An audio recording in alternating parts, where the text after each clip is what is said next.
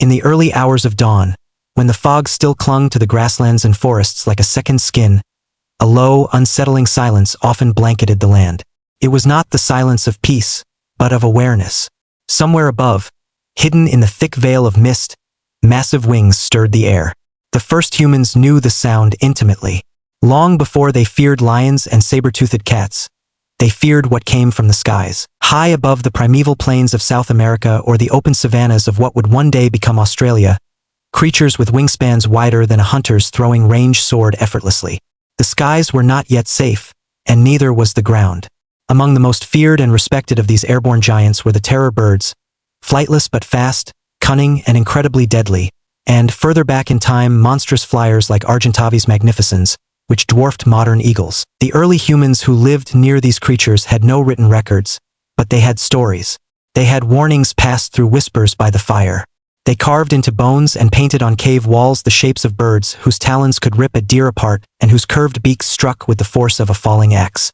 Children were taught never to wander far from the firelight, not just because of wolves or leopards, but because something larger might come from above. Before language was fully formed, instinct and experience taught prehistoric people what to fear. A sudden shadow sweeping across the land. The stillness of the animals, even the birds, when something unnatural was near.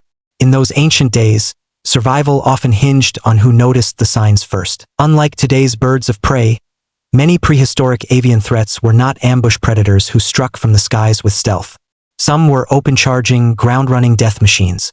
Creatures like forest raccoons, known today as one of the most fearsome terror birds, stood nearly 3 meters tall.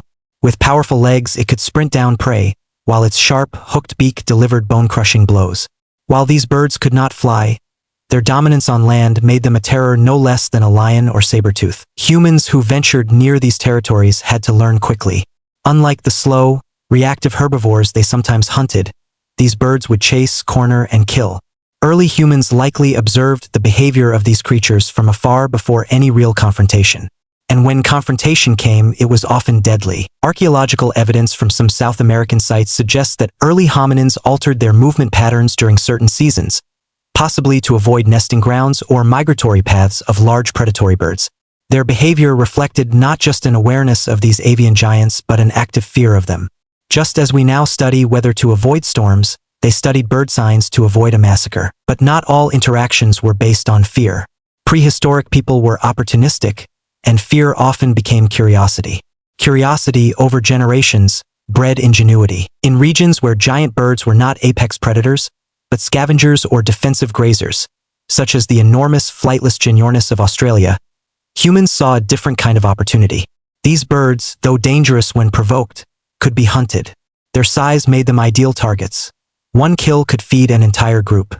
Their feathers could line bedding or clothing, and their bones became tools or ornaments. But even when humans hunted these birds, they never did so without risk. Some species had razor-sharp claws. Others, like Dromornis, were powerful enough to deliver kicks that could crush ribs. A misstep meant death. For that reason, early hunts likely involved coordinated effort. Many hunters, armed with spears, rocks, and torches, all working together to overwhelm just one bird. By the time fire was mastered and language developed further, the presence of these birds had already shaped the stories humans told themselves. In the mythology of some indigenous Australian peoples, for example, echoes of massive birds appear as dreamtime spirits or fearsome sky beasts. Though filtered through time and culture, these stories likely stem from real encounters. And so, in the earliest eras of human life, the sky was not yet a place of freedom or hope. It was a realm of danger, a place from which death could descend with talons and screeches. These birds were more than animals, they were forces of nature. As the section closes, the camera might pan over ancient landscapes, the silhouettes of hunters crouched beneath trees, and shadows moving overhead. It wasn't just the ground that had to be watched. Early man had learned. The danger could come from above. Long before the invention of bows or bronze, prehistoric humans faced a terrifying truth. They shared their world with creatures perfectly designed to kill. Towering birds with curved, spear-like beaks and piercing, unblinking eyes ruled the land, not only with brute strength but with intelligence. These were not mindless beasts. They watched, they learned, they adapted, and in some corners of the earth, they outmatched even the fiercest four-legged predators. Among the most iconic of these avian terrors was forest raccoons, a predatory bird that once roamed the woodlands and open plains of what is now Argentina. Standing around 2.5 meters tall, it couldn't fly, but it didn't need to. Its long, muscular legs made it as fast as any human runner, and its formidable beak could split flesh and shatter bone with a single strike. Early humans, even in groups, had little hope of confronting such a beast in open combat without meticulous planning or luck. But Forus racos was just one example. Across the globe, other avian giants evolved along different paths but with equal deadliness. In Australia, the Dromornithidae family produced monstrous flightless birds like Dromornis stertoni, weighing over 500 kilograms and standing taller than any modern man. Though there is debate about whether they were strict herbivores or omnivores, their sheer size and power made them a threat if startled or provoked. Their skulls could crack with immense force, and their territorial behavior may have put them in direct conflict with human groups hunting nearby resources. And then there was Argentavis magnificens, a creature from the sky itself. Believed to be the largest flying bird to ever exist, Argentavis soared over the plains of South America nearly 6 million years ago, with a wingspan stretching over 7 meters. Though its reign ended long before Homo sapiens arrived, its presence marked a chapter of pre-human history in which the skies were no safer than the ground. While the Argentavis may not have directly competed with humans, the memory of giant raptors survived through time in the form of myth and oral tradition. Even in the Holocene, enormous eagles such as Haast's eagle in New Zealand, a predator that could take down moa birds over twice the size of a man, existed well into the age of early Polynesian settlers. The Maori called it te hokioi, and tales describe a sky beast capable of snatching children. It's likely that those stories weren't entirely metaphor. These birds didn't merely exist alongside humans. They interacted with them, shaped their migration routes, influenced their decisions about where to settle, and forced them to think strategically. Human groups had to learn to read avian behavior, the direction of a bird's gaze, the tightening of its posture before a strike, the way flocks scattered in the presence of a solitary hunter. These clues were the difference between survival and sudden death. Unlike mammalian predators, birds often hunted with surgical precision. A giant cat might maul. A saber-toothed predator might wrestle prey to the ground. But terror birds attacked like executioners, swift, focused, and brutal. Their attacks were often aimed at the skull, neck, or spine. A single blow was meant to finish the job. Early human victims, caught alone or in sparse groups, stood little chance if they failed to strike first. The intelligence of these birds added to the threat. Fossil studies suggest complex hunting strategies, ambushes near watering holes, flanking movements in dense brush. Some terror birds may have even used deception, luring prey with stillness or drawing them in by mimicking other animals. These aren't behaviors expected of birds, but they weren't ordinary birds. They were apex predators evolved to exploit every weakness in their environment. Faced with such foes, prehistoric humans didn't just react, they innovated. They began creating weapons with longer reach, sharpened spears of hardened wood, bone-tipped javelins, and later, atlatls to hurl projectiles from a safe distance. They used fire not only to cook and stay warm, but to intimidate and confuse. The sight of flame, flickering and unpredictable, may have been one of the few things that gave even these confident predators pause. But there was another weapon: numbers. Alone, a human was vulnerable. But as early communities grew larger and more cohesive, cooperation became the ultimate defense. Alarm calls, coordinated movement, rotating watches, all methods developed to resist aerial and terrestrial threats. The very foundations of human society, communication, protection of the young, division of roles, were sharpened under the pressure of surviving creatures like these. Despite all this, humans never quite eradicated the threat. In many cases, it wasn't spears or fire that drove the birds to extinction. It was changing climates, shrinking habitats, and the loss of megafaunal prey. As the world warmed and ecosystems shifted, the giants of the sky and plains began to disappear. But their memory didn't vanish. In tribal myths, folktales, and cave art, images of massive birds persisted. They were depicted with outstretched wings, red eyes, and beaks dripping with red ochre or painted blood. These weren't just warnings. They were remembrances of a time when humans were not the hunters, but the hunted. There was a turning point in the long relationship between prehistoric humans and the giant birds that once ruled the land. A moment unclear and unrecorded when something shifted, when fear turned into strategy, and prey grew brave enough to strike back. It wasn't immediate, and it wasn't without cost.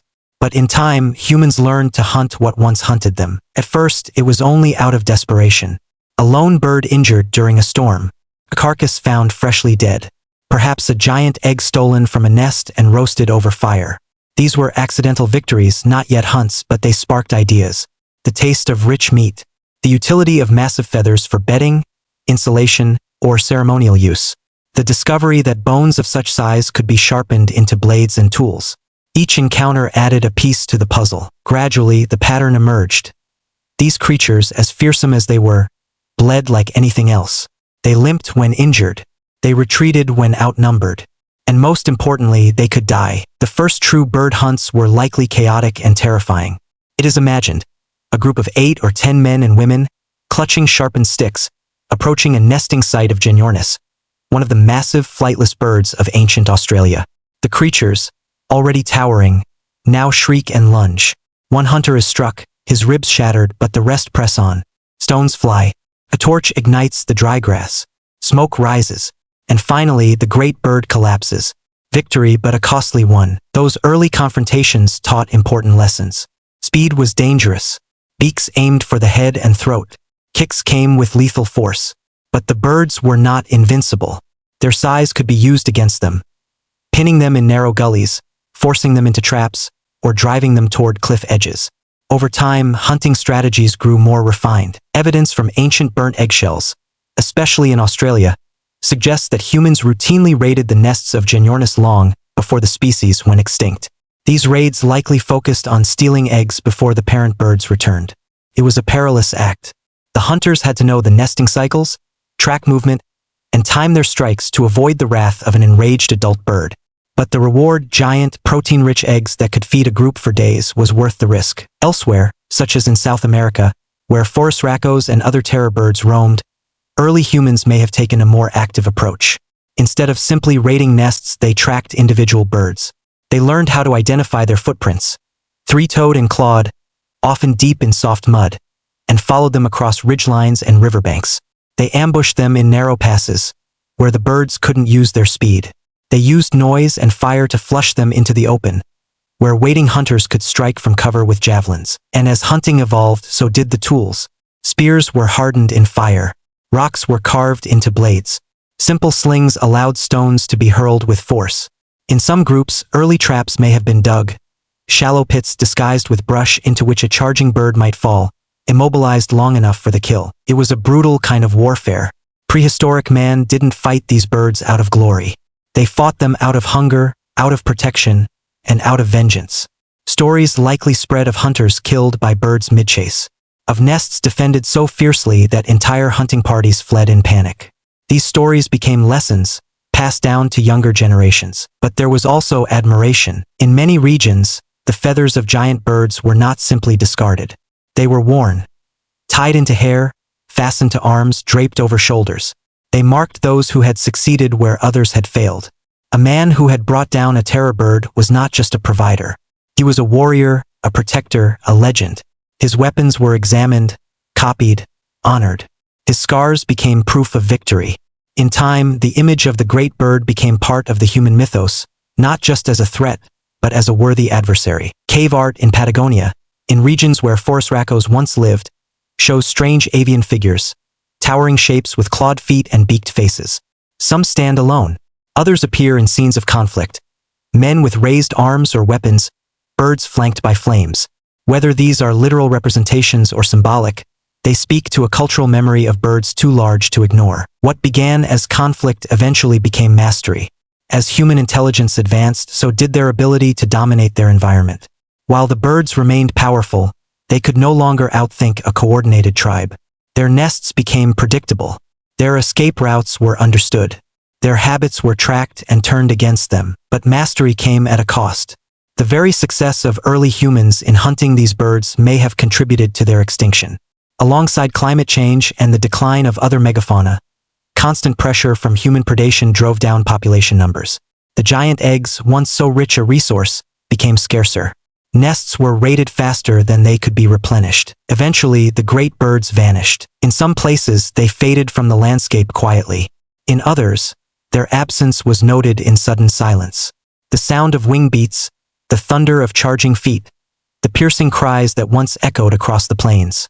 All were gone, and yet the memory remained. Even after their extinction, The birds lived on in ritual and story. Their feathers were passed down as heirlooms. Their bones were carved into tools that outlived their flesh. In myth, they became spirits, guardians, demons, omens. Some tribes believed the birds would return one day, rising again in times of great need or danger. Others believed they never truly left, but simply became the wind, the echo, the shadow above. In truth, they had never really disappeared.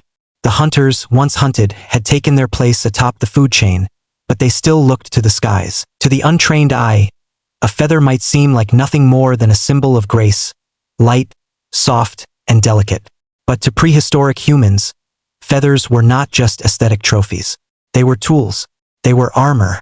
They were currency, power, and spiritual connection.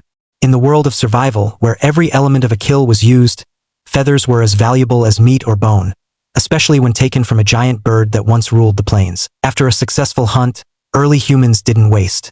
From beak to claw, every part of the creature served a purpose. The feathers of a terror bird or ginornis were enormous, longer than a man's forearm in some cases, and far tougher than those of modern birds. When layered, they could insulate shelter walls against cold winds. They could be bound into mats or worn as cloaks during harsh seasons. When tied together with animal sinew, they formed crude yet effective shields from rain and debris. But feathers also held symbolic weight. Those taken from the breast or crown of a bird were often reserved for ritual use. They were worn during ceremonies, dances, or rites of passage, especially by those who had risked their lives in the hunt. A single primary feather from a giant bird could mark a person as a veteran, a leader, or a chosen guardian of the clan. Across cultures and continents, prehistoric humans began weaving feathers into their identity. Some wore them in hair or headbands. Others used them to decorate weapon hafts or ceremonial masks. In some places, feathers were burned in sacred fires, believed to carry messages to the sky or gods beyond. In others, they were buried with the dead, perhaps to guide the soul upward, to fly into the afterlife, or to ensure the deceased would be seen as worthy among spirits. But for every feather claimed in ceremony, there were those stained with vengeance. Not every hunt ended in triumph. Some ended in blood, in the loss of a son, a sibling, or a hunting partner dragged screaming into the underbrush by a bird's talons. The stories of these deaths were not forgotten. They were repeated by the fireside, told through clenched jaws and teary eyes. In time, they became legends, and legends demanded action. Revenge hunts were different. These were not organized expeditions for food, but personal quests born from grief. A hunter who had lost kin to a bird would sometimes spend days alone, tracking a specific nest or following distant footprints, waiting for the right moment. Even when warned by elders to let go, some could not. They believed the only way to balance the world again was through blood. When successful, the feathers of the slain bird weren't used like others. They were darkened with charcoal, painted with red ochre or ash, worn not as trophies but as warnings, symbols of grief answered. In some tribes, these revenge feathers were never passed down or traded. They were burned after the wearer's death, ensuring that their story, and the pain that birthed it, would remain personal, not exploited. It wasn't only individuals who marked loss with retaliation. Entire clans would sometimes organize ceremonial hunts, driven not by need, but by ritual justice. A flock of terror birds that had grown bold, raiding for food, encroaching on territory, might be targeted not because they posed a present threat, but because they represented imbalance. To prehistoric humans, nature was not just a resource. It was a cycle, a spirit, a set of rules. And when one part of it broke those rules, like birds killing too many of the young, or hunting in numbers, it was believed that action had to be taken to restore harmony. Such collective hunts were intense, often accompanied by fire rituals, chants, body paint, and coordinated ambushes. Sometimes the goal wasn't to kill every bird, but to slay the dominant one, the largest, the boldest, the leader. When this bird fell, its wings were spread wide and tied to poles. Feathers were distributed among warriors. Bones were buried or burned with offerings. The hunt became history, written not with ink, but with scars and smoke. Even children played a role in this legacy. They were taught early to recognize feathers on the ground, to tell which came from prey and which from danger. They were taught to respect birds not only as food but as spirits, sometimes protectors, sometimes punishers. In stories, birds were both symbols of wisdom and harbingers of death. And that duality shaped how humans interacted with the avian world forever. There is also evidence, in the form of preserved cave depictions and scattered relics, that feathers may have served as early trade items. Groups that did not live near the native territory of terror birds still acquired large feathers, likely through long-distance exchange networks. This suggests that even when humans no longer directly confronted these avian beasts, they still desired what they represented: strength, beauty, mystery, danger. Wearing the feather of a giant bird was like wearing the story of an ancient war, proud and haunted at once. But as time marched forward, and the balance of the natural world shifted, the opportunity for such confrontations diminished. The giant birds began to disappear, outcompete, overhunted, or undone by environmental changes. New animals rose in prominence, and human life moved from survival to settlement. And yet, the feather remained. Even in later societies, those with agriculture, metal tools, and spoken mythologies, large feathers retained their sacred status. In tribal warfare, in coronations, in funeral rites, the symbol endured, transcended the bird itself. The feather had become something larger, a memory woven into the soul of humanity, a relic of the time when survival was earned one heartbeat at a time, and death sometimes came on wings. By the time the last of the great terror birds vanished from the earth, the world had already begun to change. The climate shifted, forests thinned, rivers changed course, and the once vast ranges where giant birds hunted and nested gave way to grasslands teeming with new competitors, many of them human. But the memory of those birds, their cries, their shadows, their fury, never truly faded. They remained as echoes, in bones unearthed generations later, in the brittle, blackened shells of eggs once roasted in ancient fires, in the red and black lines painted on cave walls, and, most of all, in the stories passed from mouth to mouth, fire to fire. These stories didn't just describe birds. They described omens. In some oral traditions, giant birds became figures of prophecy, creatures that appeared before disasters or great upheavals. When a war chief dreamed of a bird circling the sun, it meant blood would be spilled. When flocks flew in unusual formations, entire villages shifted location. These patterns were not dismissed as coincidence.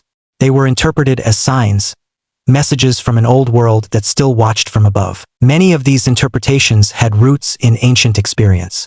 For early humans, flight was mystery. Birds could go where humans could not, into the mountains, across the ocean, into the clouds, and among them, none were more revered or feared than the giants who had once hunted on foot or soared above the plains like gods in feathered form. In Mesoamerican tradition, for instance, long after the terror birds were gone, cultures like the Aztecs still revered feathered sky deities. The god Quetzalcoatl, a feathered serpent, fused avian imagery with divine authority.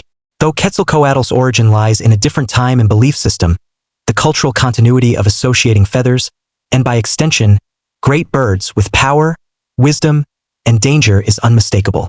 The prehistoric memory of feathered dominance had rooted itself deeply. In other cultures, giant birds took on more monstrous forms. The roc of Arabian folklore, large enough to lift elephants into the air, and the thunderbird of North American legends, whose wing beats created thunder and storms, reflect humanity's persistent awe at the idea of colossal birds, part real memory, part mythic exaggeration. They had become symbols of nature's untouchable power. And at the heart of that symbolism was a trace of truth. Once, humans had been prey, but they had also been survivors. And what they feared, they had eventually conquered or at least outlived. Archaeology supports this quiet conquest. The distribution of feather artifacts, the strategic placement of settlements away from nesting cliffs, and the charred remnants of enormous eggshells all point to a species that didn't just endure the age of birds, it shaped it. Humans had learned to read the land, to anticipate attacks from above, and to retaliate with fire, stone, and cooperation. Yet something was lost with the extinction of these birds. Without such apex threats, the urgency of certain survival behaviors diminished. Children were no longer taught to scan the skies at dawn. Villages no longer needed to set watchposts for airborne attacks. And fire, once a shield against wings and talons, became a tool for clearing fields and cooking grain. The skies grew quieter, but that silence didn't bring peace. It brought questions. The same questions that humans ask even now, when they stumble across the fossil of a beak larger than a man's skull. Or when they stand in a museum, staring up at the reconstructed skeleton of Argentavis magnificens, and wonder, how did we survive this? Some suggest that the fear never left us, that the recurring image of winged monsters in human dreams, flying beasts that descend suddenly with deadly force, is not fantasy, but memory. A relic buried in the oldest part of the brain. a whisper from the Pleistocene, when shadows in the sky meant death. Others point to modern birds, eagles, vultures, cassowaries, as the diluted descendants of those ancient titans. They still carry traces of their ancestors' menace. A golden eagle can kill a goat. A cassowary can disembowel a man. Humans instinctively give these animals a wide berth. They still respect what flies, what watches, what waits. And then there is flight itself. For thousands of years, humans dreamed of flying, of leaving the ground, of taking the skies. And when they finally did, on wings of wood and metal, they named their machines after birds. Raptors, falcons, condors, perhaps not just out of admiration, but in subconscious homage to the ones that came before. The ones that ruled the air when humans still clung to the trees. So when modern people look up, and a shadow passes overhead, be it a hawk, a drone, or an airplane, they feel something stir inside them. Not fear exactly, but recognition. A distant echo of a time when the sky was not yet a frontier of freedom, but a battlefield. A place where survival depended on how quickly you could move from open ground to cover. Where watching the sky wasn't about wonder, but about warning. In that sense, the story of humanity's relationship with giant prehistoric birds is not just one of survival. It is one of transformation, from hunted to hunter, from fear to reverence, from grounded to airborne. The birds are gone, but their legacy lives on in bones, in feathers, in dreams, and in the human instinct to look upward when the world goes quiet. The sky no longer holds giants, but we remember.